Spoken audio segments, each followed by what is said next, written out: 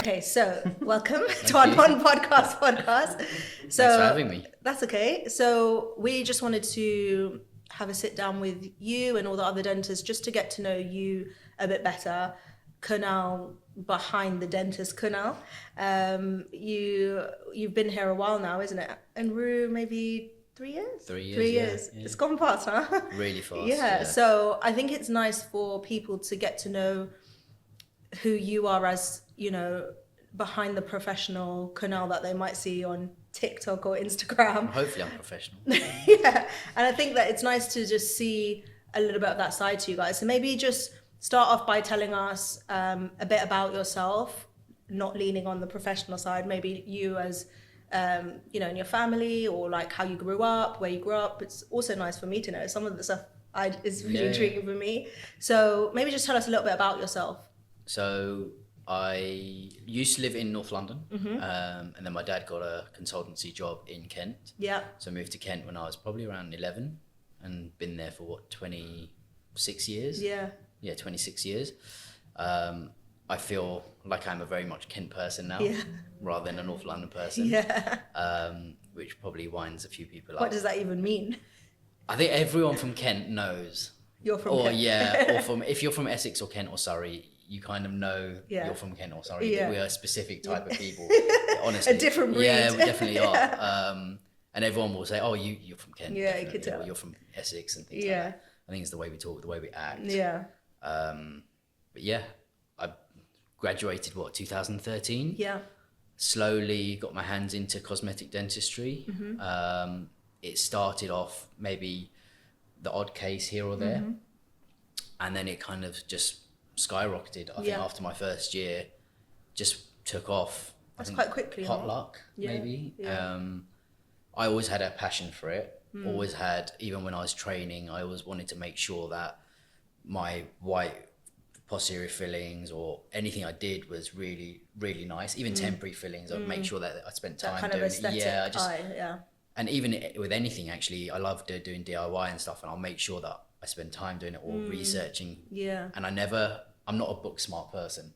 So if you give me a book to read, I probably won't read it. Yeah. Like I'd rather watch it. Or audio or something. Yeah, even audio, I'll just fall asleep. Really? I need to watch it. Like I'll be on So YouTube. you're more visual. Yeah. Yeah. Like I used to follow people on Instagram that used to show videos of how to do this and that. And even now, like in the garden, I'd watch how people are doing stuff and then I'd apply it and just go and get that tool and do it the same way. And it's the same with teeth. I think it's your creative side of your brain. Yeah. Yeah. And I love doing stuff like that. Like just figuring out how to do it and then doing it myself, finding my own way. And then obviously it doesn't always go to plan. Yeah. Like with everything in life, and just finding ways to continually get better at whatever you're doing. Just striving and progressing. Yeah, exactly. And that's why like Instagram and social media is so nice, because you see different ways of doing stuff. Yeah. Like I think I saw something the other day of doing something a different way, and I was like, oh, cool. Yeah, that's interesting. That's nice. I'm gonna screen record that and then make a note of it, and then next time I might give that a go. Yeah. So I think that kind of leads you to being quite passionate about what you do, and you take quite a lot of pride in what you do. Where do you think that stems from? Like probably in my your dad. childhood or Probably my dad. My dad,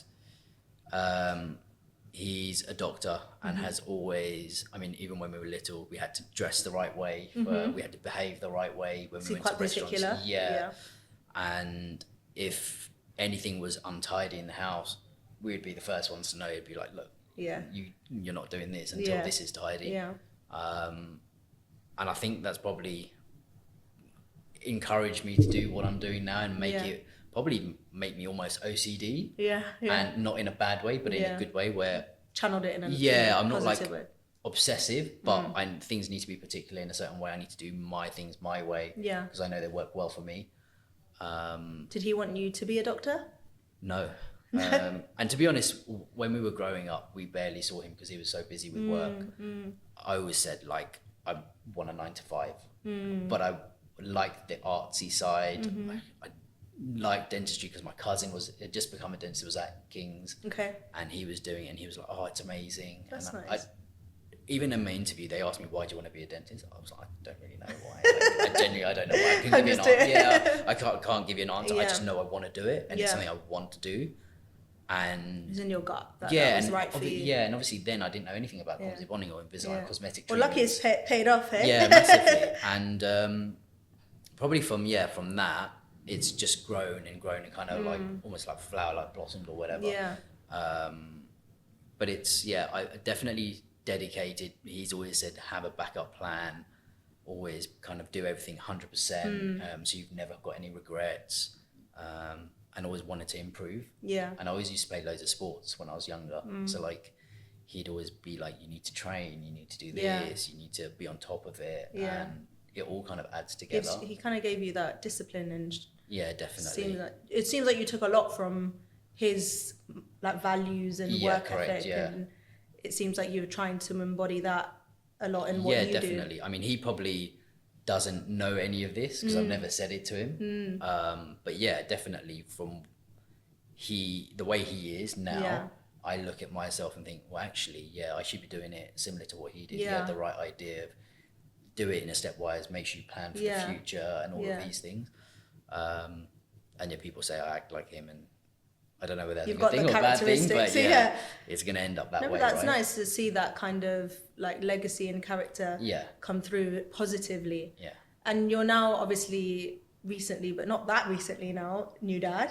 Yeah. So how has that Yeah. kind of shaped your, I know we've spoken like randomly about like work-life balance and like, you know, how you want to be, you're quite a hands-on dad, you really value your time with like your family. Like how do you balance all that out? It's hard. It really is hard because, I mean, you'll know that it's not 9 to 5. Yeah. It's you go home and there's a whole other job. Yeah, there's not only that, you still got to do your notes, your referral letters, your treatment planning. Yeah. You got patients messaging Yeah. you, so You've got socials and all of that. It's difficult to stay Yeah. on top of, and there are times where I struggled with that, like really struggled. Especially in the beginning. It's Because new. you don't know how it's affecting home life. You just think, right, I've got to do this, or those patients not going to be happy. But you have to have a little bit of separation. Yeah. And over the years, I've realized, well, actually, there are times when I'm by myself and I can probably set aside maybe 2 hours to do whatever I need to do. Yeah. And the rest of the time, just switch off from the dental world Yeah. and spend time with baby or do whatever it is. And Yeah. to be honest, whenever he's there, normally I'm on my phone 24/7. Like whether it's in clinic or on the train, or in bed, I'm on my phone 24/7. Yeah. But when he's around, I'm just, my phone, it doesn't exist unless I'm Yeah. taking a photo or video of him. Is that hard though? Because I know like we find that hard. Like obviously our kids are a little bit older, so they know, like they recognize that as well. And we've made a conscious effort to be like, put the phone on do not disturb or leave it upstairs or something. But that's really hard to consciously realize that we're always on our phones all the time. Yeah. How did you find that hard to like adapt to? Or is Well, it I have something my that- phone on do not disturb or on silent all the time anyway. Yeah, that's So why we if can't I get put hold it, of you. yeah, true, yeah. That's why I don't reply. But I don't know. I just leave it aside and I just forget about it. But that's really good Because because that's something I a don't lot have of people all day. struggle with. Yeah, I don't have all day with him. I've got Yeah. from 7 p.m. till 8 p.m. Yeah. before he goes to bed. So that It's time is literally- precious. Yeah. So yeah, it kind of goes like that. But Yeah. I just switch off for that, and then as soon as he's in bed, my phone's back in my hand, and my Yeah. laptop's out. So it does work well. Yeah. Because I'm a night owl anyway. Yes. Like I do most of my work late at night, Yeah. and then that time where I can spend with him is during the day, and I'm Day. not very productive. I don't know, because it's sunny or whatever it Yeah, is. I just you can't just- work yeah. well during the day. Well, you've kind of found a good way it works Yeah, for you, exactly, isn't it? yeah. On what makes it productive for you. And I Definitely. think that's important. And then, so what coming on to like your professional and dental life, one of the things that we've got a lot of feedback from your patients or even staff members is that you're well respected and people know you for taking a lot of pride in what you do and your care and attention to detail. They're the kind of 3 words then when I was asking people like your patients or, you know, staff members that sum you up, is that you care a lot about whether it's a small thing or something big, you genuinely have a lot of care. And, you know, that's something unique to you. Sometimes you can't find that a lot of people. Where do you think that's come from? Is that something that you enjoy it, so you care a lot? Why do you think that you have that? I don't know. It's hard because you do Yeah. it naturally. Like you don't know you're doing it, but I I do feel that being honest with my patients earns me that trust. And I always tell them, well, if you don't trust me, it just won't work. Yeah. So if I'm not honest with them, then I don't feel they'll ever trust me. Yeah. Because they'll think I'm trying to hoodwink them or whatever. So even if something is that I feel that they should have done, but they don't necessarily need, I will tell them You that. say, like, look, you could have this done and it will look great, but you don't necessarily need it. Yeah. It's up to you whether you want it or not. Yeah. Rather than pushing something on them that they don't really need.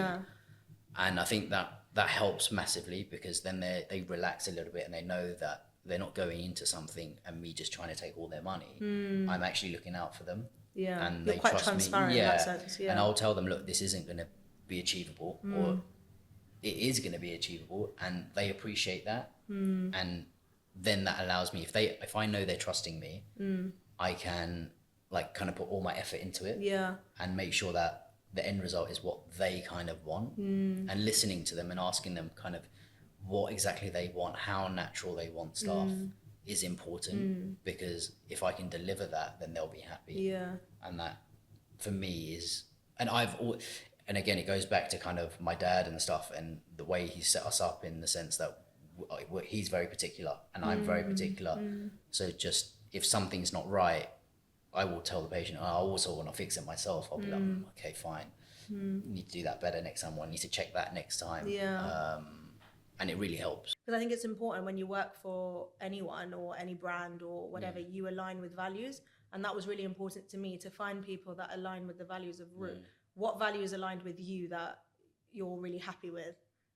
I mean, I'm sure I told you this in the past, but I met Riz on the Invisalign course like 8-9 years ago. Yeah, I forgot about that. He took your place because I think you were pregnant at the time. Yeah. And when I met him, I was like, oh, we introduced each other, and he was like, oh, I don't do any of this. I just take teeth out and do surgeries. I'm just sitting in. And now obviously he does all the pretty much all the Invisalign there. And I didn't know he was part of Rue at that time.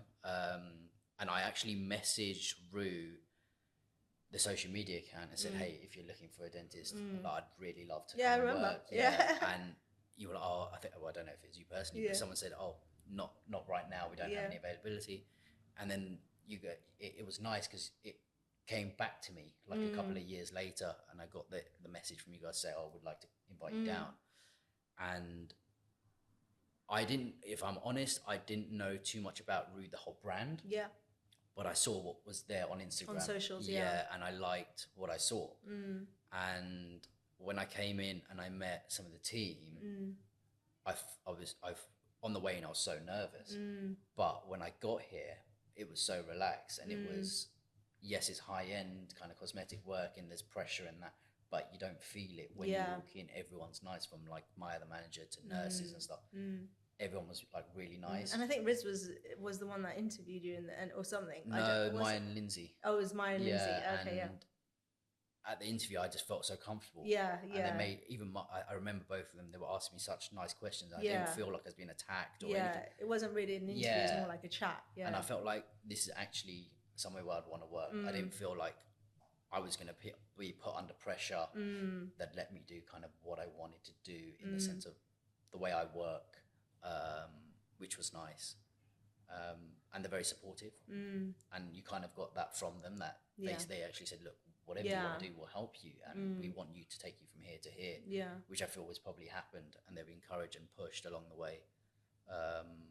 So yeah, I think it was more that. Yeah. And I always wanted to build something for myself, as in I wanted to have my own brand and align it with a Rue brand, or something that I can say, well, this is me. You still stand out as yourself. Exactly. And I'm not just another dentist. Yeah.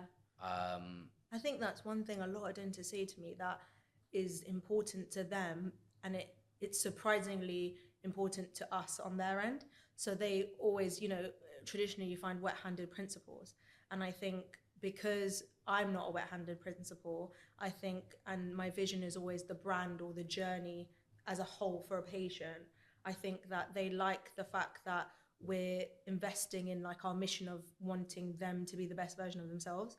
Like I want people to come to Rue to know that we want them to be the best of themselves and have the best everything around that. I think that's important. And then it stems from you guys doing that for your patients. I think that kind of just feeds down is what's really important to me. I agree. Like, I mean, the whole service thing is, for me, obviously, I work in Kent as well, and I don't have the TCO support, etc. there. So for me, the journey is solely responsible on me. So, and it's really important to me. Yeah. Like, you can, and I'm not saying we do this, but you can have an average end product, but if the service was amazing, like, that patient will still appreciate everything they've had and be so grateful for you. But if you have a bad end product and a bad service, it's just a double whammy. What are you like? And also, like you said before, nothing goes perfectly to plan. Yeah. But when you've had good service, good care, you're people that resolve things genuinely, you're honest, then you come out of it better. You can manage the situations better. It's easier to fix. It's easier to fix. Like, if you know exactly what's happened, you can kind of go back and say, look, this wasn't quite right. And because I'm honest, I'll be like, look, I wasn't quite happy with that. Let's do that again, or we'll try again. Yeah. But the service thing is always something that I feel is really important. Yeah. Like, you have to let them, not let them know, but make them understand that that's important to you. Yeah. Like, I want them to be able to contact me 24/7. Yeah. And they do. Yeah. Like, no matter what hour of the day it is, I'll still reply. It's kind of your ethic of just going above and beyond. I think that's something that's quite ingrained in you. And I think that aligns with Rue really nicely, because we as a brand, as a whole journey, we want to go above and beyond. It's the clinical excellence is so important, but it's one piece of it. Correct, There's also so many pieces that we want to invest in that, why do people spend their money on going like first class or business class? Is because they want that experience. And I want people to feel like when they come to Rue, the product and the service is 10/10, but so is the experience. The whole experience is important. And I think by finding dentists that align with that, it makes the mission kind of bigger, which is really nice. So tell us where you see your career evolving. Obviously, you're so passionate. Obviously, you're started your own courses now. You're growing in cosmetic dentistry a lot and building yourself there. You mentioned you want to build your own name, which you've done really well. Where do you see your kind of niche, or you don't know? Where do you feel? I mean, so I have always enjoyed doing a little bit of teaching, but never thought I was clever enough to teach, which is weird. That's weird, right? No one would think that. Because, like, when I've been in other practices, I've always had someone that's come in and asked me, oh, how do we do this? How do we do it? And I've just told them the way I do it now. It may not be the textbook way of doing it, but I know it works. It's your experience. Yeah, and how to, like, hold a certain instrument or something like that. And they'll ask me and I'll tell them, oh yeah, that really did help me. And my nurses always said, oh, you should do teaching. Oh, why don't you do teaching? And I've always kind of brushed it aside and stuff. I would never do full-time teaching, but I want to help dentists where I was, and I felt that, if I just had this course, then it wouldn't have taken me 4 years to develop what the skill I had. I could probably do it in 2 weeks because I've been told everything. So that pushed me to do the course basically, and get that out there. And it did take a long time. I was umming and ahhing for 2 years about it.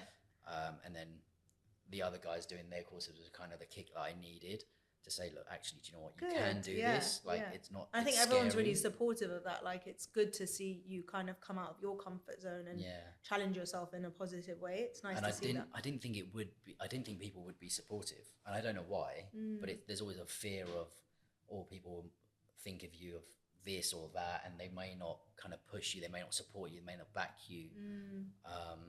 But it's really nice to have everyone's support, even though maybe some of our courses overlap and stuff. But we all give each other advice. And we all support each other, even on Instagram and things like that. And it's not a selfish kind of world, which people think it is. I think so. One unique thing I find with the dentists at Rue is they are so supportive genuinely of each other. Yeah, definitely. And I think I'm really proud that the brand kind of allows that. Like, I encourage that. I want everyone to be that, because I think that you build something more special together, no matter what it is. And I think that because you guys have that same moral ethic, you then thrive. Where I've seen so many dentists, even my friends, or even when I used to work, it was so hard being in a practice and you've probably experienced it as Yeah. well. And the culture is not like that. No. It's not easy to. You can't fake it as well. You can't put these dentists together and go do that together. Yeah, You just correct. let it happen. It's weird because you'd think that like working in a high-end practice, Yeah, with that highly credible dentists. yeah, that everyone's going to be at All each other's cosmetic. necks. Yeah, Yeah. like trying to, I want this case, but Yeah. it's not. Everyone's Yeah. got their own little niche and they do things their own way, which I think really helps. Why do you think you don't step on each other's toes as much? I think Like- because we all do something differently. Like we're not all doing A and B. Like everyone's got a little bit that they Little bit prefer. twist, Yeah, yeah. like Charlie likes a little bit of general as well as the cosmetic stuff. Yeah. Justin's obviously porcelain. Yeah. Pete's a little bit of general stuff, and he Yeah. loves his bonding and Yeah. stuff. I'm maybe a one-trick pony and just do like a line and blonding, Yeah. but none of us step on each other's toes. Yeah. For instance, if I have a porcelain case, I probably just refer it to Justin rather than do it myself. And it's not because I'm scared of doing it, but I know he's probably going to be better for the job Yeah. than I will, and it'll probably stress me out more than it'll stress him out. And you're always thinking of the best for the patient. Yeah, exactly. I think you guys all genuinely have that at your heart. So that's one special thing. And I think the second thing is whenever I speak to all the dentists, whenever I interview them, they genuinely respect each other. There's a respect on the credibility of the work. So they feel just honored to be around each other. Yeah. So I feel that just elevates everyone. There's no arrogance in kind of your personalities, which is rare to find in dentistry. Yeah, especially as you get older, yeah, more older experienced. well, exactly. Yeah. Yeah. You think that the ego would play into it, but there is no ego. Yeah. And I think that's what a lot of people have said, kind of when they've met us. They were, obviously, it's a bit daunting when you see someone all over Instagram, yeah. and then you think, oh, they're going to be this or that, and Yeah. then you're not. Yeah. I think, to be honest, a lot of it had to do with uni. Yeah. Like when we went to It's uni, highly competitive. yeah, and highly we always competitive. thought that in London it was the worst. And I went to Queen Mary's Barts. Where did you go? Birmingham. So like we always London had a was more competition. Yeah, we intense. had a competition with Yeah. Kings, and That's when we went for interviews or positions and things like that, the feedback we got, or even social events, was like the Kings people, they just don't interact as well as the they're others in their do. bubble. Yeah. And I think it was probably the university setting that helped kind of bring that up. If you be yourself, and that's something that I think is key, and that's why like I know people like Ruby and stuff are pushed like for doing more videos and speaking, but initially I was like, oh, I don't like this, but I've kind of realized the more I've done it that actually it shows my personality. And then patients will be like, actually, do you know what, he's not uptight, Yeah. he's actually Yeah. got a sense of humor. And a couple of patients recently have kind of, I think one of the reviews were like, he's hilarious or something like that, because me and the nurse were just kind of jibing at each other like throughout the whole appointment. Yeah. I think that's why it's important to do stuff like this, because As people get to see people, who what you're you are. actually like, rather than instead of just seeing a set of teeth and thinking, oh, I wonder what he's like as a person. It's intimidating as well exactly, for the patients. So what's one thing you would want your patients to kind of know about you as a person? Is there anything like I always find that, especially with Rue and the dentist here, the clinical excellence, patients expect that, and they're coming to you guys because your portfolios really stand out. But what would make you stand out as a person that you would feel like you would want patients to know about? It's a tough one, isn't it? I don't know. We've talked about a few, to be fair. Yeah, I mean, I'll be honest with you, I'm pretty strict, like with my patients. And Is this something you want them to know? Yeah, no, it genuinely is. Like, I'm pretty strict with my patients, and a lot of them will say that. They'll be like, oh, he's quite strict. Yeah, but in a positive way. Yeah, it's with their best interests at heart. And that's the thing. I think I'm like honest in that way, and I will want them to have the best result and outcome. And if that means I've got to say to them, look, I'm going to be on your case, and some of them they'll know that, because if they on Instagram and let's say they are influencer, or they're on TV, They're not wearing their liner, and I can see, and one of them is like Emma Walsh, like she used to get messages from me every day. Like, she wasn't wearing her trays at all, and I would literally be like, put your trays in, put your trays in, put your trays in. And she'd actually message back saying, stop harassing me, and be like, I've got them in, just get off my back. And I'd be like, okay, fine. But Yeah, It's because you care. Yeah, it's I because I think that care. care, Exactly. and I it covers, care, and yeah. I want them to have the best result. And Yeah. if I don't push them and motivate them, then they Yeah. won't, because Yeah. it's a long journey. It's not Yeah. like a one day And they know thing. you're genuine when you're doing that. It Yeah. shows you care. It's not like you've just said, "Oh, it's up to Yeah. you." I think that makes you. So Yeah. I am quite strict, but on the same side, I'm quite relaxed, and I Yeah. will try and like get that across them that I'm Yeah. pretty chilled out, and Yeah. I'll joke around. You're with them very and laugh. approachable. I think Yeah. that's a good thing, because when people are quite daunted to come in the practice, then it's always nice to have that kind of just awkwardness and Yeah. barriers down. But I like to scare the nurses a little bit, so that they're scared and they do their job. But apart from that, the patients are different. Yeah, I like to. But most of my patients, they get to know me after a few appointments, and they relax as well. You see them coming quite stressed, and then once we kind of explain everything, and I can joke around with them and explaining things. And I think explaining things really helped. Yeah. Like the more honest and more you educate them, the more they trust you, the more they relax. Yeah.